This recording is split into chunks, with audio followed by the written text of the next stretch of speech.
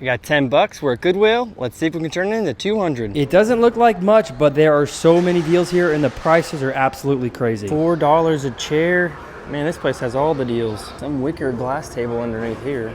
20 bucks. 5 bucks for this. What is it? $6? I mean, seems like a good brand. There's 2 of them. Let's see if we can get a better deal. Would you do any better on the end tables? Would you do 10 total? Yeah, I'll do that. Sweet. Now we just gotta unload them off the old Tundra. My neighbor just seen that. That's hilarious. All right, before we get started, let's change into our suit. All right. Don't forget, always wear protection, especially when using chemicals. All righty, we got our protection, we got our stripper. Let's apply it on the wood. First step, I spread it out with a paintbrush. Second step, I scraped it off. And third step, I wiped it off all with acetone. All right, let's take off the hardware. Next, let's take out the drawers. Next step, let's sand the top because we are sanding.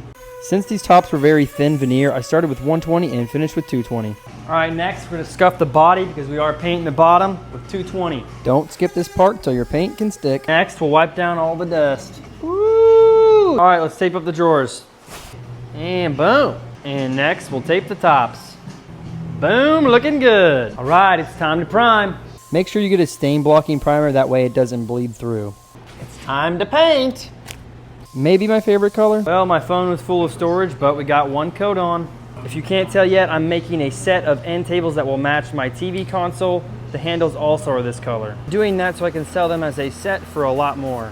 Gonna put coat 2 on, and then we're taking off the tops. All right, next, let's untape them. Oh, those look great. I already patched a tiny spot here. I gotta patch some here and over here. Using my melted crowns. Yeah, unfortunately they melted on the way here from Indiana. Thought to be going with some tan here. A bit of red sitting here.